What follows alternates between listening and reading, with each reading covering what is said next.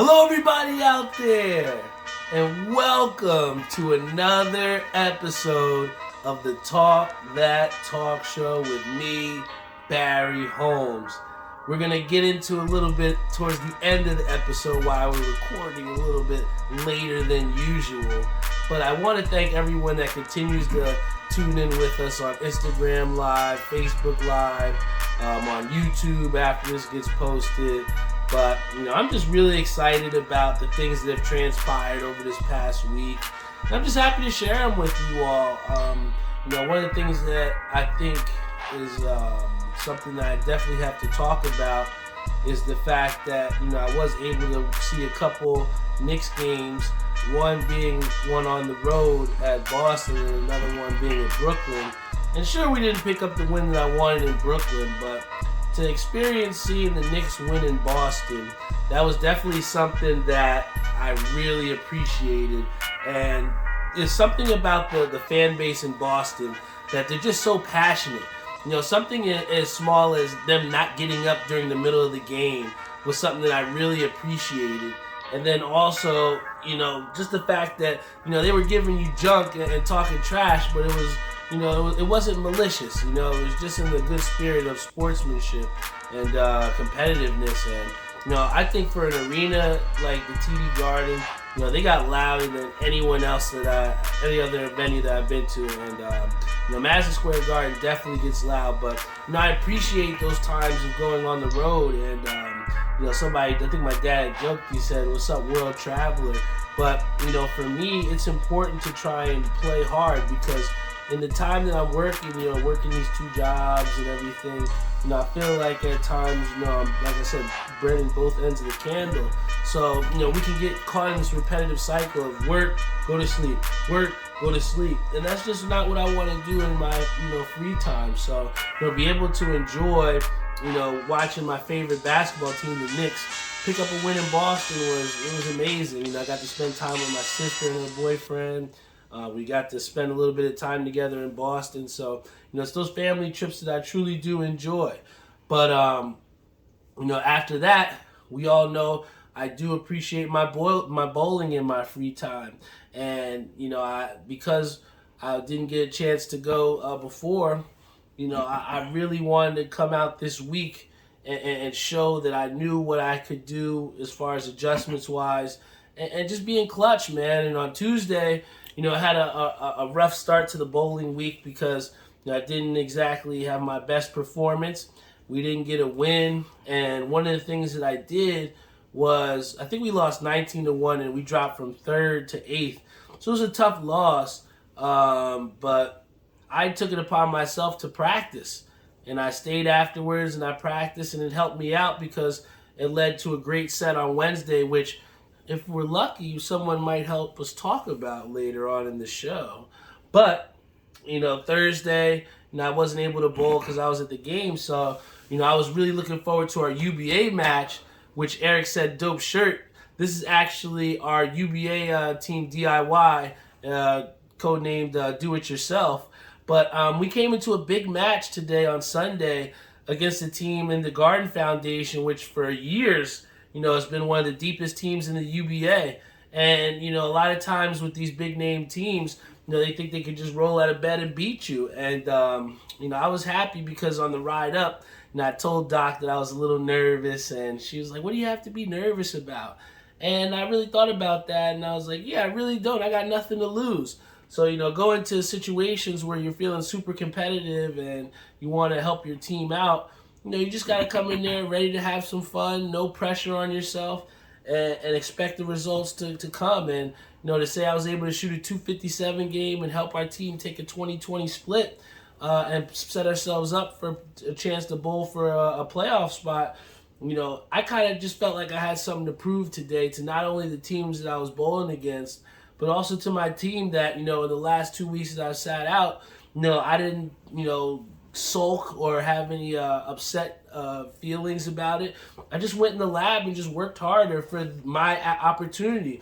And being that I got my chance to go out there and see what I could do, And I just tried to make the most of it, man. And, being a captain, you have to try and lead by example. So, when it came down to, giving a good message to everyone, I just wanted everyone to know that I believed in them, and, not one person is going to be able to win these matches. It takes a full team effort. And, for us, where we're trying to go and what we're trying to build as a unit, I just think that today was just a huge, huge success for us. And, I think last week I talked about appreciating the process or enjoying it. Afterwards, when everybody had left, I just stayed after and just had a beer by myself and just enjoyed it because, you're not out here to win for everyone else and to celebrate, to look cool. Like, I just wanted to go out there and enjoy and be successful for myself.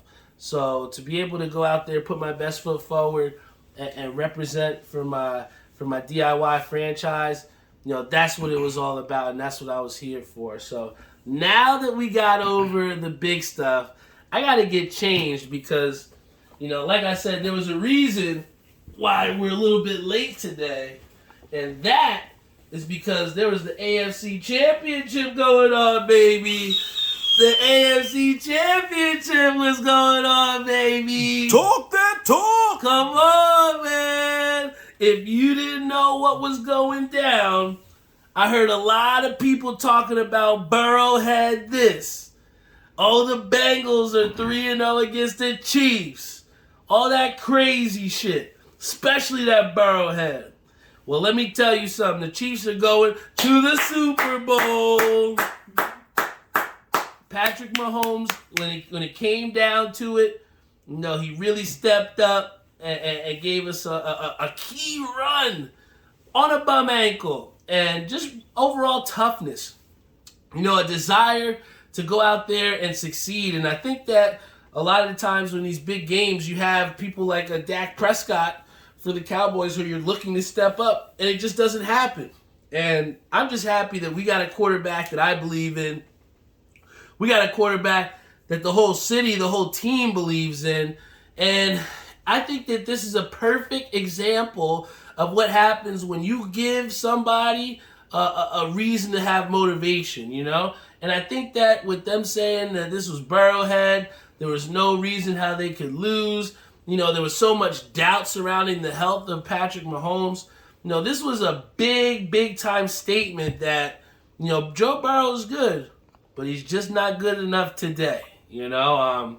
Hats off to the defense. They really, killed it for us and put us in a position to win. So, to come on here onto the show, the person that got me into being a Chiefs fan, it's without further ado, long overdue to have him on the show. I want everyone to give a big, warm round of applause for Pops.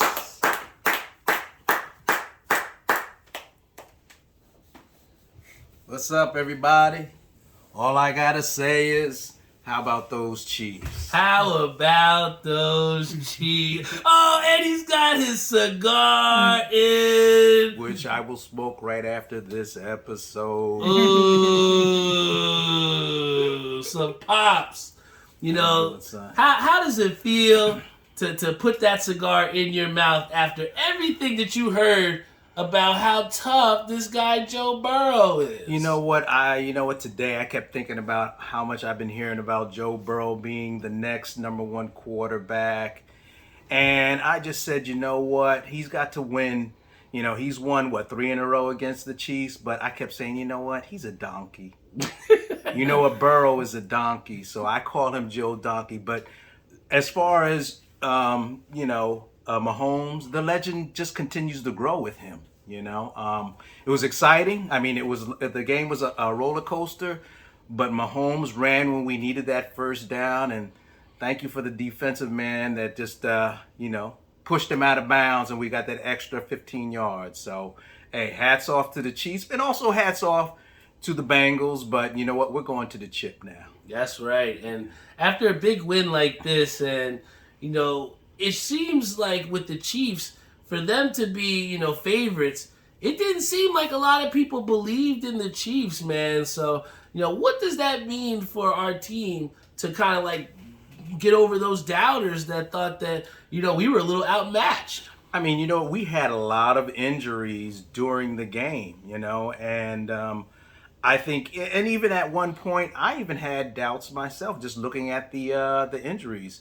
But it just goes to show you and show me how tough the Chiefs are and how tough Mahomes is as a leader of this team, and also Travis Kelce, you know, and also Andy Reid. There's just going to be so much parity that's going to go on with the Super Bowl. But I've been a Chief fan since like 1971. It just means a lot. Now the Chiefs have been in the Super Bowl 3 out of 6 years. So I mean, it's a long time for me, but I'm just happy I'm still on this earth to be experience this, and especially experience it with you. So maybe one of these days you and I will be able to go to Arrowhead. Yeah. I know you've been, but I've got to go.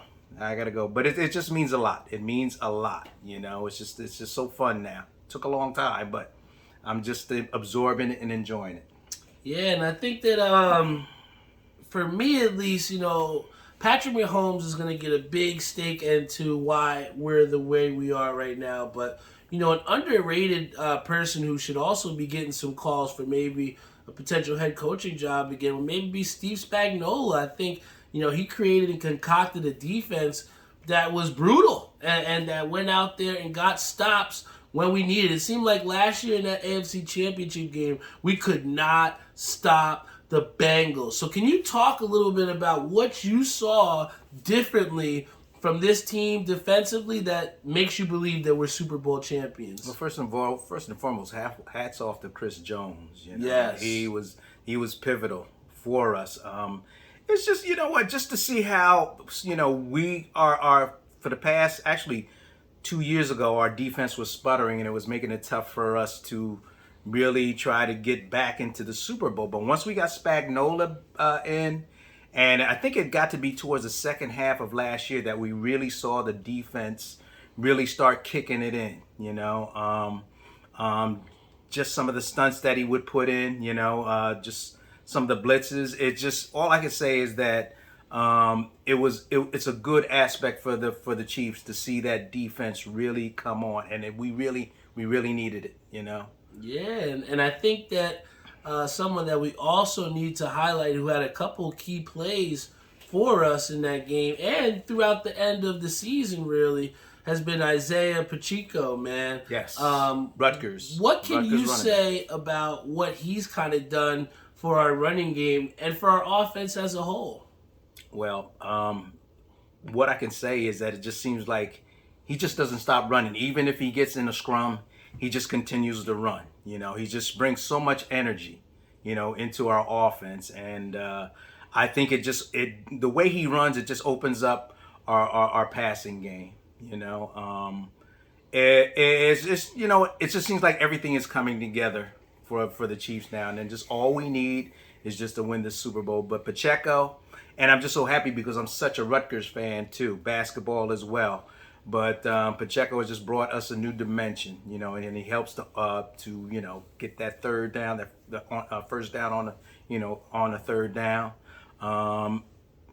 It's just phenomenal. It's just phenomenal. I just really love Pacheco. It just seems like his feet just keep moving. Even if he's looks like he's getting ready to get tackled, he can squeeze out 5 more yards. And just when you think that we're not going to get the first down, he can kick it in and get that first down for us. And it's important, man. And I think that we're going to have a lot to watch and talk about in these weeks to come leading up to the Super Bowl. But, I really wanted you to come on this show, not just to talk about the Chiefs. That kind of, we had to see how the game went, but we knew we were going to get that done. Oh, yeah.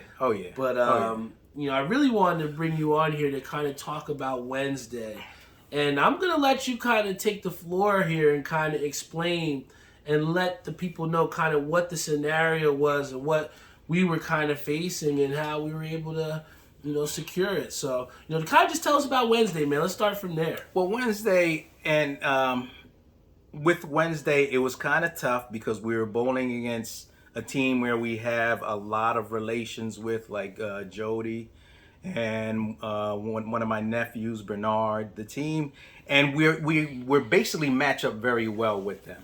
Okay, and as we were bowling, as we were going along, They were missing some spares, and you and I just started talking and just saying, you know what, they want us to have this. They really want us to have this game. I said, all we have to do is do the best we can to stay clean. Okay. You got to fill in the holes for me, but I'll fast forward to the third game, the 10th frame. I should say during that game, we were really down and it really did not look like we were going to. So far we had taken 2 out of 3. It looked like we weren't going to take the third game. And it looked like we were going to lose the wood. We were going to lose the wood, correct. We were going to lose the wood. But they had some mishaps where they weren't making their spares. And as they weren't and they were striking in the beginning. They had multiple strikes in the beginning. And we just kept chipping away. And then all of a sudden, towards the end, we started striking. So Barry and myself, towards I think between from the 5th to the 10th, we was getting strikes. And I had told Barry, I said, look, we have to put this picture that you and I are at the Alamo. They're shooting at us. We're behind closed doors. We just got to kick that door open and just come out shooting. They're going to kill us anyway, but let's just go ahead and go out shooting. So it got down to the 10th frame, and I think our leadoff had split and missed, and I believe our second bowler 9 spare strike. And it came down to you. I think what'd you have? I think I had 9 spares, 8 or 7 counted, and then Yeah. really it set up a scenario to where all my dad needed to do was get the first 2 strikes, which a lot of people can see that when you know what you have to get, that can be a little bit difficult. And what my dad was able to do was he put his shot out there. It thought there was a 7-pin that stayed up, but miraculously a pin kind of rolled around and knocked it over, and we were like, oh, fuck. And Dad just kind of sealed the deal, got the second strike, and got a big time dub for us. So I really wanted to know, and I kind of wanted you to talk about this, was, you have this innate feeling or something ever since we've been bowling that when it comes to clutch situations, especially specifically in the 10th frame, you seem to always, relish in those moments and succeed. So, what is your mentality to close out the 10th frame and to succeed in clutch situations? Well, when it comes down to the 10th frame, I really want it to be on me. I don't shy away from it. I always look to it for me to always have that last shot, I always think about that. I'm always thinking like you're the cleanup hitter on a baseball team, or you're the pitcher that has to go, that's the closer that has to get that final strike. That's the way I feel, that I want to be in that situation, So what I do is I just kind of, and those bowlers that know that 10th frame is totally different from any other frame from the first frame to the 9th. So what I do is I just kind of move up a little bit because I have a tendency to cross my body and just try to take a deep breath and just be deliberate and throw the ball down. The main thing for me, and going back to that strike, I threw it. I think it was the 4-pin was up. I said, oh, I didn't get it. I walked back. Then all of a sudden I hear Barry screaming and I hear Angie screaming. I turn around and that pin fell. And I heard somebody saying, get the F out of here on the other team. And I said, we got this. And it was much easier for me to get that second strike. But all in all, my teammates make it easier for me to set it up, to go ahead and do what I have to do. I don't run away from it. I don't shy away from it. I want that position to be on me. Does it work all the time?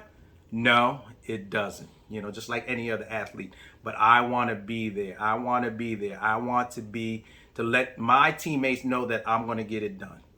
And I think that really it's kind of like a good, synopsis a little bit too, where it kind of runs parallel to where, in Kansas City, Mahomes and the Chiefs, they have, that camaraderie and, that togetherness that helps to get them those wins and helps them to go far, like we have to make it to the Super Bowl. Yeah. So you're only as strong as your weakest teammate, right? Yes. So my question to you is, we've kind of been blessed to put together some great teams, and then also we've experienced on our end, some teams where you may not have the best teammates. So when I want you, obviously you can think about it bowling wise, but I want you to think about it, bigger than just bowling too. But when you're looking to, kind of be into something with someone, specifically here bowling, but also in the bigger scale, what is it that you're looking for from a great or an ideal teammate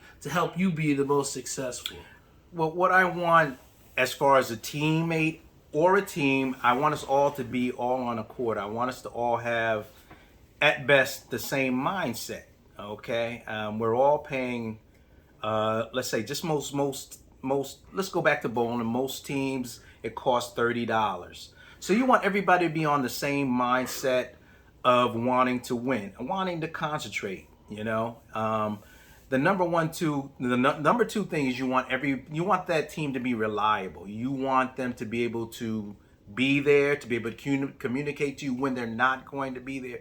So we have enough time to make our changes. The number three and the most important thing is a team that communicates with each other.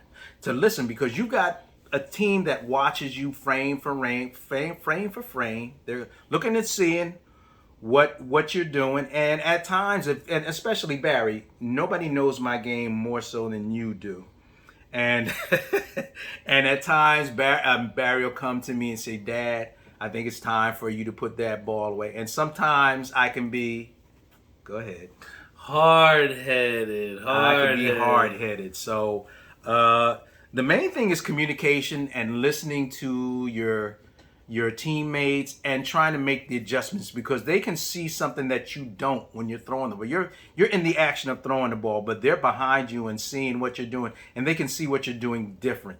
And you have to listen to your teammates to make an adjustment. Sure, sometimes you feel that, maybe I'm throwing the wrong shot, but basically it's just having the right mindset, and basically that's like in life too. Is having the same mindset as to what direction you want to go to in life, to be in one accord, And Ronnie says we can all be hard-headed at times when it comes to bowling.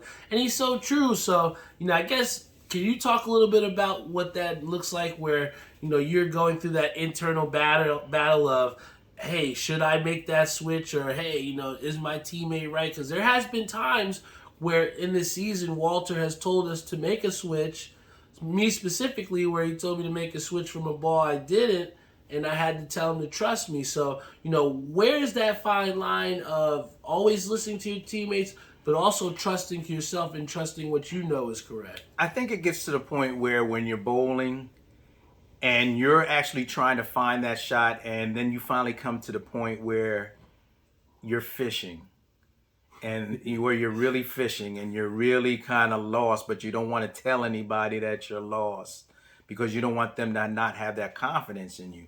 And you have to understand your teammates are looking at you and they can see, he's messing up, Basically, you have to listen. You have to listen to your teammates. On the flip side, at times you know what you're doing. You know what you're doing on the flip side. And, sometimes a teammate knows all your equipment. They said, I know he bowls better with that crux. I know he bowls better with the gem. But there's times when you are confident, you're missing your mark. You're not, you're not getting the ball out. And there's times that you're right. But you have to take all that in, all that in, and you have to see where your team is, where you are as far as the game is concerned, and then you have to make that decision. Are you going to listen to your teammates, or do you have confidence in that ball that it's going to come through? And sometimes it does, but most times you got to listen, and especially you got to listen to one of your teammates that has a similar average or better average, because I remember maybe about 20 years ago. I was bowling with a husband and wife team with Uncle Mickey. And this guy just kept yelling at me saying, you're cranking the ball, you're cranking the ball. And I'm looking at his average. At that time, I had a 175, 180 average. This guy had a 120 average. So somebody like that, I can't listen to him. You know, I said, what are you talking about? I said, you're throwing a 120. You're telling me you're cranking it? When you get to be my average, then you can tell me. And I told him, you just worry about your average. And then, you know, lo and behold, we did not bowl with that couple anymore. Well, you know? I think, one of the things that we do like to do on this show is been kind of like equate some of the lessons that we've learned from not only bowling, but from watching sports like the Knicks or, the Chiefs, and just relating things to life. So, my question to you, bowling has taught me a lot, especially today. Big shout out to Jihad, for being a part of us. What's up, Jihad? Taking 20 against the Garden Foundation. But there's plenty of things that I've learned through the game of bowling. So my question to you is, what has the game of bowling taught you? Someone who has multiple 300 games, has won league championships. What has the game of bowling taught you? I think the biggest thing it taught me to have confidence in myself, not to get down on myself when I make mistakes, and in life too. You have to think about those things on how you can correct them. But the biggest thing that I've learned is that I can come through on the big shot, that I can have confidence in myself. There were times when I first started being the anchor and I got sweaty and I'm squeezing the ball, but I kind of got myself through it and learned. And I would always say to myself, you know what? What's bad is when you can't pay your mortgage. What's bad if somebody in your family is sick? I said, we're out here playing in the playground. If I miss, I can always go back and do this next week. And I just take it as a game. It's just a game. And we'll be there again next week. And I think team sports, and even going all the way down from high school and even intramural, that it basically teaches these kids how, and us in life, how to be able to work with others and work as a team. And you can take that to your job as well. To be able to work as a team, to be able to communicate as a team, which at times it don't work out. Yeah. But you have to do your best, and you have to convey to your teammates what you see. So it's a lifelong lesson. It's a continuous lesson as far as learning how to work with others and communicate. That's one of the biggest things that I've learned. Communication, to constantly communicate, and to know that I can be confident when I have to take that last shot.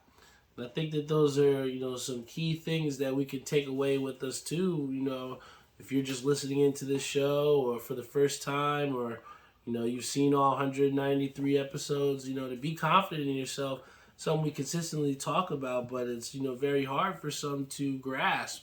And I think that, the key thing that you said that I kind of, really gravitate toward, or has helped me throughout this week and even into today, where I was feeling a little bit of nervousness, was, what you said, where, what being bad is not being able to pay your mortgage and things of that nature. And I feel like in a game like bowling, where we have, our team that's counting on us, and it's such an individual sport where you're the only person that you can beat, as yourself.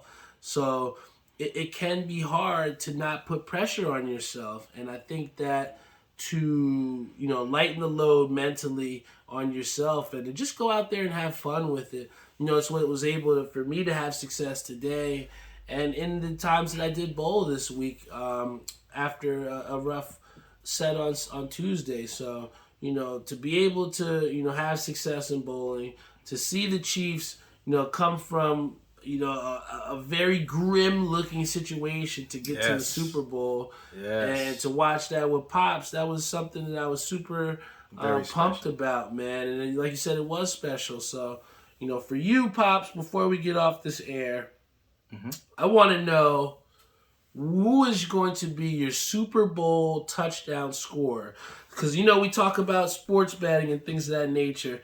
Give us one player on the Kansas City Chiefs that will get a touchdown in the Super Bowl. Oh, I can tell you, that's Travis Kelce. Okay. That is my dude, man, because he just doesn't care. He is so reliable, and I think at the end of his career, he's going to be one of the best tight ends that you ever seen in pro football.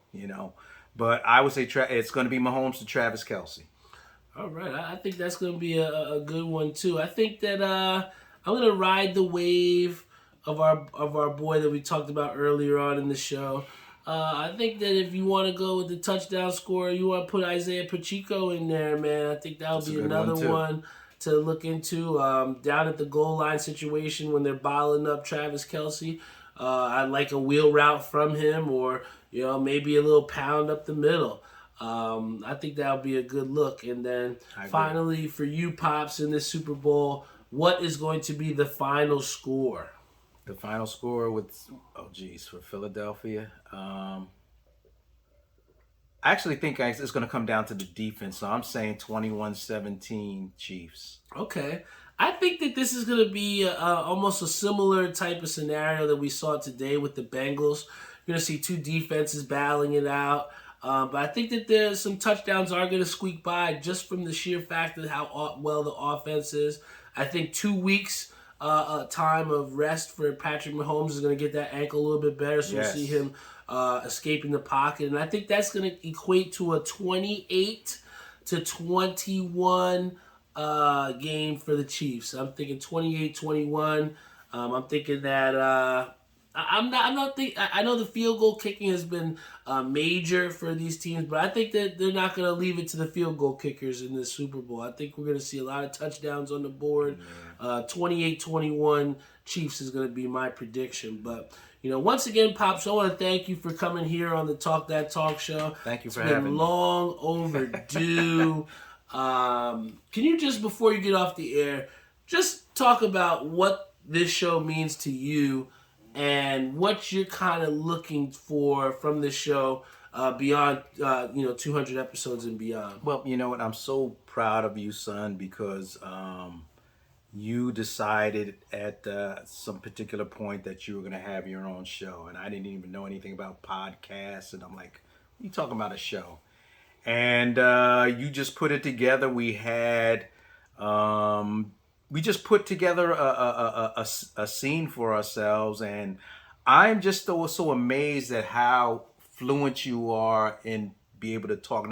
And what I've experienced and seeing that you've had other podcasters that you talk to that they are not consistent. Some might have done a couple of episodes. Oh, this is too hard. I can't do this, But you have an innate ability, a God-given ability to be able to ask important questions. And I've seen you, and I've been so proud of you on TV, listening to you do press conferences. What I'm looking for is maybe you going back out in the field and taking the show out on the road.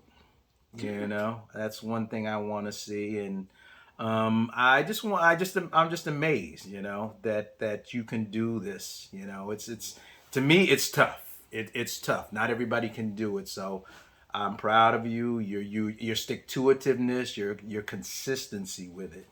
So I just see great things for you with this, man. Thank you, man. So ESPN, listen up.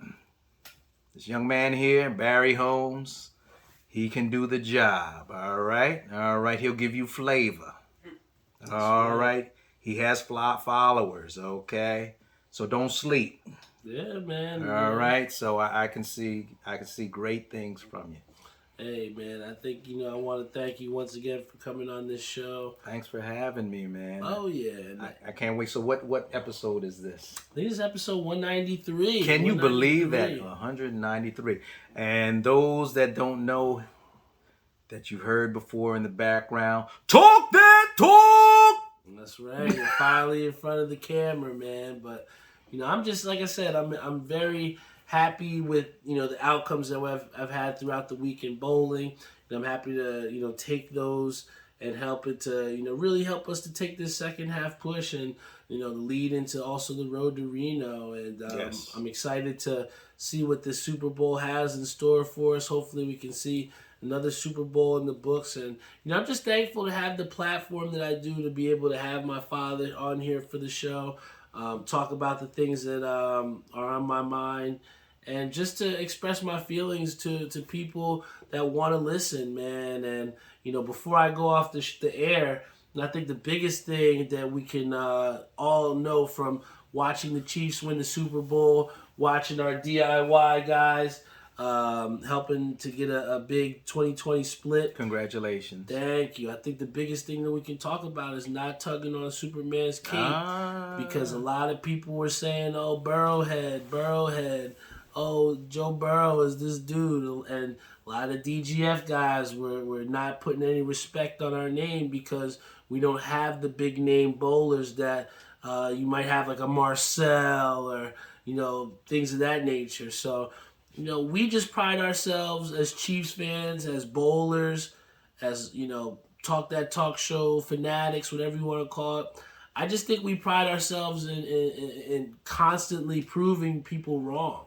And I think that's what Patrick Mahomes did today on a bum ankle. He proved that, the Bengals aren't just going to roll out of bed and beat us. And I think that that's what we proved to the Garden Foundation. And I think that that's what you kind of embodied, in whatever position we've put you in this season, is that, you are going to always put out your best foot forward, no matter if you have your best stuff or not. And that's what I think enables us to go into that Alamo type theme where we can go out guns blazing, man. When you truly, I think that Dad mentioned it, but I think it's one thing to say, when you truly do not give a fuck, man, I'm serious, when you truly don't, and you can just trust yourself to provide the outcomes that you want, there's no telling what you can do mentally or physically, man. I think that you talked about it before with that 10th frame mentality of, never saying die. I think that it's so important, and it's infused me and our whole team, man. And I just think it's so apropos that we are Chiefs fans because, in this situation, the AFC Championship, it proved a lot of doubters wrong. And I feel like with this season that we have, we have a great chance of proving a lot of people wrong that, we are serious about this bowling shit. You can't sleep on us. And then we're going to have some good success, man. So, I think all that you said, that you just said this past minute, I think the biggest thing that you're saying is you have to believe in yourself. You got to, man. You got to believe in yourself. That's what I get out of it. You have to believe in yourself.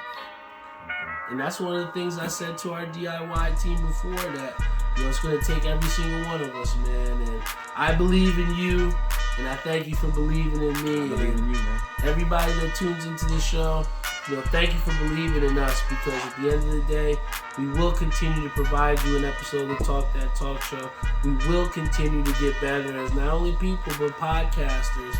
And we're going to continue to try and work to get the results that we want, not only from bowling, but from this game of life that we call it, man. So once again, thank you, Pops, for coming here on Thank the you show. for having me. Thank you for having me. Man, put in that Burrow cigar, man. That donkey. You mean that Joe Donkey? Joe Donkey, man. Let me tell you something, Joe. You gotta wait.